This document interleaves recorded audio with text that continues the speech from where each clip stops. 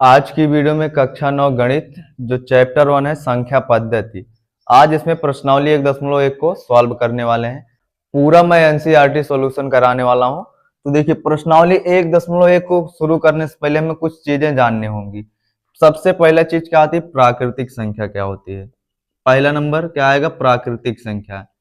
अगर हम बेसिक नहीं जानेंगे तो ये प्रश्नावली हमें समझ में नहीं आएगी। प्राकृतिक या प्राकृत संख्या, देखिए ऐसी संख्या जो गिनती वाली संख्या होती है वो क्या होती है? प्राकृतिक संख्या। गिनती वाली संख्या क्या होती है? प्राकृतिक संख्या। जैसे एक से शुरू होगी कहां तक जाएगी? अनंत तक। एक से शुरू होगी ऐसे कहां तक जाएगी? अनंत तक। ये निशान किसका है? अनंत का। निशान किसका है? अनंत। ये निशान अनंत का है। मतलब जो गिनती वाली संख्याएं हैं जो एक से शुरू होगी और अनंत पर खत्म होगी। अनंत पर खत्म होने का मतलब जिसका कोई अंत ना हो। मतलब ऐसे चलती जाएगी 1 2 3 4 5 6 7 8 ऐसे, मतलब आप हजारों लाखों करोड़ों संख्या लिखेंगे तब भी नहीं खत्म होगी। ये संख्याएं ऐसे चलती जाएंगी। मतलब प्राकृतिक संख्या क्या होती है? जो एक से शुरू होती है और अनंत पर खत्म होती है। दूसरा नंबर इसमें आता है पूर्ण संख्या। दूसरा नंबर आता है पूर्ण संख्या।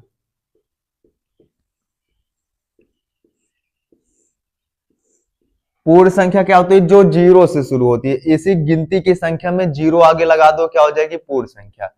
पूर्ण संख्या जो जीरो से शुरू होगी, कहां से? जीरो से शुरू होगी और कहां तक जाएगी? अनंत तक। जीरो से शुरू होगी और कहां तक जाएगी? अनंत तक।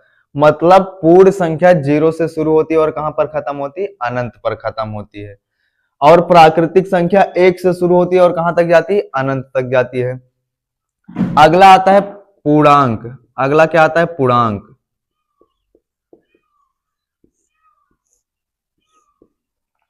देखिए पूर्णांक, पूर्णांक का मतलब पूर्ण अंक। पूर्ण अंक मतलब देखिए अगर इसको तोड़ेंगे क्या बनेगा? पूर्ण अंक। मतलब अंक क्या होने चाहिए? पूरे होने चाहिए। अंक क्या होने चाहिए? पूरे होने चाहिए। मतलब ना तो दशमलव में आना चाहिए ना ही बटे में आना चाहिए। मतलब पूर्णांक क्या होंगे? पूर्ण अंक। मतलब ना तो ये बटे में रहेंगे ना तो दशमलव में रहेंगे। तो ये क्या हो जाएंगे? पूर्ण अंक। मतलब अंक पूरा होना चाहिए। पूर्णांक का मतलब पूर्ण अंक, यानी कि अंक पूरा होना चाहिए। जैसे देखिए पूर्णांक भी दो प्रकार का होता है। एक धनात्मक पूर्णांक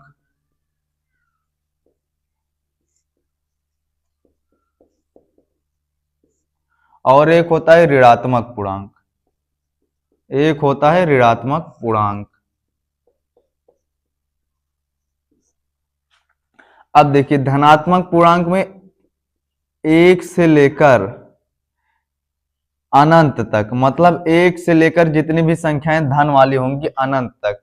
और इधर माइनस वाली संख्या, जैसे माइनस एक से लेकर माइनस के कहां तक? माइनस के अनंत तक। इधर प्लस के अनंत रहेगा, इधर माइनस के अनंत। मतलब धनात्मक पूर्णांक में मतलब प्लस वाली संख्याएं रहेंगी और कहां तक जाएंगी? धन के अनंत तक। मतलब इधर अनंत, धन का अनंत मतलब धन वाली संख्याएं अनंत तक ऐसे लिखते जाएंगे। और ये वाली माइनस एक से शुरू होगी और माइनस अनंत तक जाएगी। माइनस अनंत का मतलब यहां तक है कि माइनस वाली संख्याएं हम ऐसे लिखते जाएंगे लिखते जाएंगे। अब देखिए एक आता है जीरो। जीरो ना तो धनात्मक होता है ना ही ऋणात्मक होता है। जीरो ना तो धनात्मक होता है ना ऋणात्मक होता है। पूर्णांक को दिखाया कैसे जाता है? इसे संख्या रेखा पर। यहां मान लीजिए जीरो है, इधर एक दो तीन, इधर प्लस के अनंत। प्लस के अनंत क्यों लिख रहा हूं भी बताता हूं। देखिए माइनस दो, इधर माइनस एक, माइनस दो, माइनस तीन, ऐसे ऐसे करते करते माइनस के अनंत। अब देखिए मतलब हम जितना भी चाहे संख्याएं इधर बढ़ा सकते हैं। प्लस का अनंत इसलिए लिखा गया है कि हम इधर प्लस वाली संख्याएं बढ़ा सकते हैं कितना भी जितना चाहें। और माइनस के अनंत इधर इसलिए लिखा गया है कि हम माइनस वाली संख्याएं जितना भी चाहें बढ़ा सकते हैं। इधर बीच में जीरो, उसके बाद हम इधर माइनस वाली संख्याएं बढ़ा सकते हैं, इधर प्लस वाली संख्याएं बढ़ा सकते हैं। इतना बात उम्मीद करता हूं आपको जरूर समझ में आई होगी। अब आता है परिमेय संख्या। अब क्या आती है? एक परिमेय संख्या। आखिर परिमेय संख्या क्या होती है? मैं यहां पर लिख भी देता हूं, थोड़ा परिभाषा पूछा नहीं जाता लेकिन मैं लिख देता हूं। ऐसी संख्या जो P बटे Q के रूप में P बटे Q के रूप में लिखी जा सके, रूप में लिखी जा सके, जहां Q बराबर 0 ना हो, जहां Q बराबर 0 ना हो, उसे परिमेय संख्या कहते हैं। उसे क्या कहते हैं? परिमेय संख्या कहते हैं। अब देखिए, परिमेय संख्या जो P बटे Q के रूप में लिखी जा सके। मान लो यहां पर मैं लिख देता हूं 5/8, 5 बटे क्या लिख देता हूं 8। अब ये जो P के स्थान पर क्या हो जाएगा 5 और एक Q के स्थान पे क्या हो जाएगा 8, तो एक P बटे Q के रूप में लिखी जा सकती है। लेकिन शर्त क्या है? Q की जगह पर, यानी कि ऊपर वाला क्या होता है अंश, ऊपर वाला क्या होता है अंश, नीचे वाला क्या होता है हर, नीचे वाला हर। तो Q की जगह यानी कि हर की जगह पर क्या नहीं होना चाहिए? 0 नहीं होना चाहिए। अगर मान लो मैं लिख देता हूं 6/0, तो P की जगह पर क्या हो जाएगा 6, Q की जगह पर क्या हो जाएगा 0। लेकिन बोला क्या है? Q के बराबर में 0 ना हो, यानी कि Q की जगह पर क्या 0 ना हो, यहाँ 0 ना नहीं आना चाहिए, कोई भी संख्या आ सकती है, 0 को छोड़ कोई भी संख्या आ सकती है। तो प्रश्नावली 1.1 को शुरू करते हैं। सुबह क्या हुआ था? माइक डिस्चार्ज हो गया था, इसलिए वीडियो पूरा नहीं हो पाया था। तो पहला प्रश्न क्या है? क्या शून्य एक परिमेय संख्या है? क्या आप इसे P बटे Q के रूप में लिख सकते हैं, जहां P और Q पूर्णांक है और Q बराबर 0 नहीं है? बोल रहा है क्या शून्य एक परिमेय संख्या है? हाँ, शून्य एक परिमेय संख्या है। कैसे? अभी ये हो जाएगा, मैं बताता हूँ। देखिए हल में क्या लिखेंगे? हाँ, शून्य एक परिमेय संख्या है। शून्य एक क्या है? परिमेय संख्या है, परिमेय संख्या है।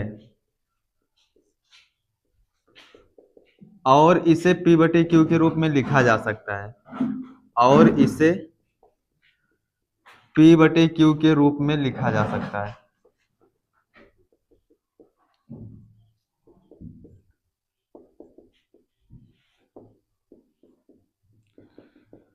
अब देखिए, जैसे 0 है, बटे में कुछ नहीं तो 1 लिख सकते हैं। P के स्थान पर क्या हो गया 0 और Q के स्थान पर क्या आ गया 1। तो बोला यही था क्या शून्य एक परिमेय संख्या है। हाँ, शून्य एक परिमेय संख्या, क्योंकि P के स्थान पर क्या है 0 और Q के स्थान पर क्या है 1। तो इसे P बटे Q के रूप में लिख सकते हैं। शर्त क्या थी? Q बराबर 0 नहीं होना चाहिए ना। यहाँ पर Q बराबर क्या है 1, Q बराबर 0 नहीं आया है, तो ये क्या हो गया? शून्य एक परिमेय संख्या होगी। दूसरा प्रश्न क्या है? 3 और 4 के बीच 6 परिमेय संख्याएं ज्ञात कीजिए। कितना परिमेय संख्या लिखना है? 6। किसके बीच? 3 और 4 के बीच। सबसे पहले हम लिखेंगे, चूंकि हमें कितना परिमेय संख्याएं ज्ञात करनी है? हमें 6 परिमेय संख्याएं ज्ञात करनी है। 6 परिमेय संख्याएं ज्ञात करनी है। जैसे देखिए, इसलिए क्या हो जाएगा? इसलिए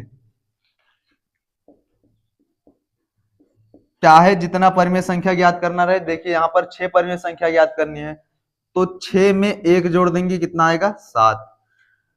अब देखिए, परिमेय संख्या चाहे जितना ज्ञात करनी रहे, चाहे 6, 5, 4, 3, 2, चाहे जितना ज्ञात करना रहे, उसमें क्या जोड़ेंगे? 1 जोड़ेंगे। उसमें क्या जोड़ेंगे? 1। जैसे 6 परिमेय संख्या ज्ञात करनी, तो हम इसमें क्या जोड़ दिए? 1 जोड़ दिए। 6 में 1 जोड़ेंगे, कितना आया 7। अब देखिए, ऊपर नीचे इसमें 3 और 4 में ऊपर नीचे क्या करना है? इसे 7 से गुणा करना है। तो 3 और 4, इसमें क्या करना है? नीचे कुछ नहीं बटे में 1 लिख सकते हैं, यहाँ भी नीचे कुछ नहीं बटे में 1 लिख सकते हैं। ऊपर नीचे क्या करेंगे? 7 से गुणा करेंगे। कितना जोड़ने पर कितना है? 6 में 1 जोड़ेंगे, कितना आएगा 7। ऊपर नीचे यानी कि अंश और हर में किससे गुणा करेंगे? 7 से। यहाँ भी किससे गुणा करेंगे? इसमें दोनों में जितना आएगा, जितना परिमेय संख्या निकालनी रहेगी, चाहे 5, 6, 4, 3, चाहे जितना, उसमें 1 जोड़ेंगे और जो आएगा उसी का क्या करेंगे? ऊपर नीचे गुणा करेंगे। अब देखिए, 3 सते कितना हो जाएगा? 21, और 7 एकम कितना हो जाएगा? 7, और 4 सते कितना हो जाएगा? 28। और 7 एकम कितना हो जाएगा 7। अब देखिए 21 के बाद कितना आता है 22, तो 22/7 हो जाएगा। फिर 22 के बाद क्या आएगा 23, 23/7। फिर उसके बाद 24/7, फिर 25/7, फिर 26/7, फिर 27/7। देखिए 21 और 28 के बीच में है 22, 23, 24, 25, 26, 27, यानी कि 22/7, 23/7, 24/7 और 25/7, 26/7 और 27/7। 21/7 और 28/7 के बीच में कितनी परमेय संख्याएं हैं 6, 1 2 3 4 5 6, ये 6 परमेय संख्याएं आ गई, यही हो जाएगा उत्तर। तो तीसरे प्रश्न को स्टार्ट करते हैं। तीसरा प्रश्न क्या है, 3/5 और 4/5 के बीच 5 परमेय संख्याएं ज्ञात कीजिए। कितना परमेय संख्या ज्ञात करना है 5। परमेय संख्या चाहे जितना ज्ञात करनी रहे, जोड़ना क्या है 1। क्या जोड़ना है 1। सबसे पहले हम लिखेंगे क्या, चूंकि हमें कितना परमेय संख्याएं ज्ञात करनी है 5 परमेय संख्या, चूंकि हमें 5 परमेय संख्याएं ज्ञात करनी है, 5 परमेय संख्याएं ज्ञात करनी है। इसलिए हम क्या करेंगे, चाहे जितना 4 5 3 7 8 चाहे जितना परमेय संख्या ज्ञात करनी रहे, हम उसमें क्या जोड़ेंगे 1 जोड़ेंगे। तो ज्ञात कितनी करनी है 5 परमेय संख्याएं, इसलिए क्या करेंगे 5 में क्या जोड़ेंगे 1। 5 परमेय संख्या ज्ञात करनी, इसलिए 5 में क्या करेंगे 1। चाहे जितना परमेय संख्या बोले, जोड़ना कितना है 1, जोड़ेंगे 5 में 1 जोड़ेंगे कितना आएगा 6। अब 3/5 है और 4/5 है, तो 3/5 और 4/5, इन दोनों में क्या करना है कितना है 6। ऊपर नीचे हर में क्या करना है 6 से गुणा कर देना है। दोनों में ऊपर नीचे किससे गुणा करना है 6 से। तो 3/5 में 6 से ऊपर नीचे गुणा, और ये जो 4/5 है इसमें भी क्या करेंगे 6 से ऊपर नीचे गुणा। अब देखिए 3 छक कितना होगा 18 और 5 छक कितना होगा 30। उसके बाद 4 छक कितना होगा 24, 5 छक कितना होगा 30। तो अब 18 के बाद क्या आता है 19, तो क्या लिखेंगे 19/30। उसके बाद क्या आता है 19 के बाद क्या आता है 20, तो 20/30। उसके बाद क्या आता है 21, तो 21/30। फिर 21 के बाद क्या आता है 22, तो क्या हो जाएगा 22/30। उसके बाद क्या होगा 23/30। देखिए 18/30 और 24/30 के बीच में है 19/30, और लास्ट वाला कितना है 23/30, यही क्या हो जाएगा उत्तर। जो इसमें का चौथा है, नीचे दिए गए कथन सत्य है अथवा असत्य, कारण के साथ अपने उत्तर दीजिए। तो पहला क्या है, प्रत्येक प्राकृतिक संख्या एक पूर्ण संख्या होती है। तो प्राकृतिक संख्या क्या होती है, मैंने बताया था इंट्रोडक्शन पार्ट में ही।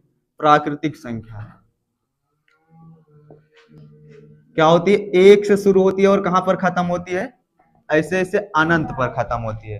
प्राकृतिक संख्या एक से शुरू होती है और कहां अनंत पर खत्म होती है। लेकिन पूर्ण संख्या क्या होती है, पूर्ण संख्या जो 0 से शुरू होती है और कहां पर खत्म होती है अनंत पर। 0 से शुरू होती है कहां पर खत्म होती है अनंत पर। तो बोला क्या है, प्रत्येक प्राकृतिक संख्या एक पूर्ण संख्या होती है। देखिए जो प्राकृतिक संख्या है वो पूरा पूरा पूर्ण संख्या में आ जाएगा। ये देखिए 1 से शुरू होता है, लेकिन पूर्ण संख्या क्या होती है 0 से शुरू होती है। ये 1 से शुरू हो रहा है, ये पूरा के पूरा इसमें आ जाएगा, इसलिए क्या हो जाएगा कथन सत्य हो जाएगा। तो इसलिए कथन क्या हो जाएगा सत्य। क्यों होगा, क्योंकि प्रत्येक प्राकृतिक संख्या क्या हो सकती है, पूर्ण संख्या हो सकती है। तो लिखेंगे क्या, प्रत्येक प्राकृतिक संख्या, प्रत्येक प्राकृतिक संख्या क्या हो सकती है, पूर्ण संख्या हो सकती है, पूर्ण संख्या हो सकती है।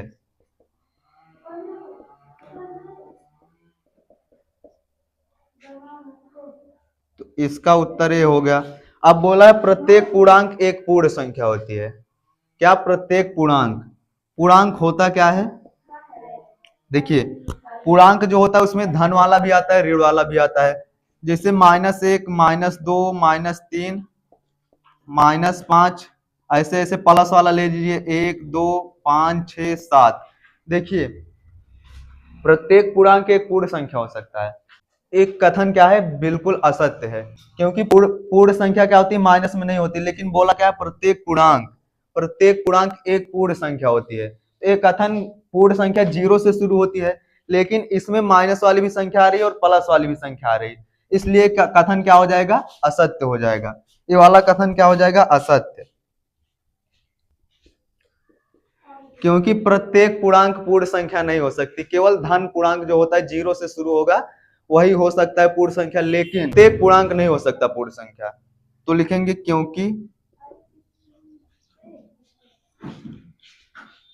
क्योंकि प्रत्येक पूर्णांक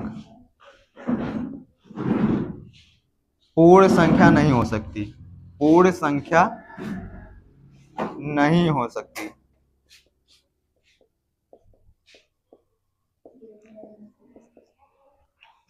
अगला क्या है, प्रत्येक परिमेय संख्या एक पूर्ण संख्या होती है। अगला क्या है, प्रत्येक परिमेय संख्या। परिमेय संख्या क्या होती है, जो p बटे q के रूप में लिखी जा सके।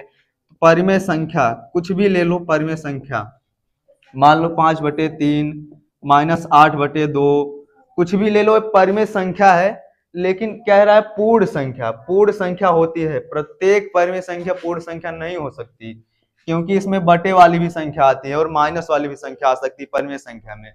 तो इसलिए ये भी कथन क्या हो जाएगा, असत्य। कथन क्या हो जाएगा, असत्य, क्योंकि प्रत्येक परिमेय संख्या पूर्ण संख्या नहीं हो सकती, क्योंकि प्रत्येक परिमेय संख्या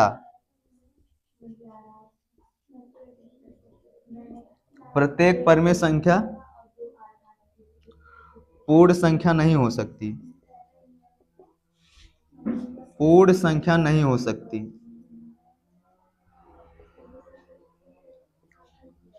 कुछ परिमेय संख्याएं पूर्ण संख्याएं हो सकती हैं, लेकिन प्रत्येक सभी परिमेय संख्याएं पूर्ण संख्याएं नहीं हो सकती।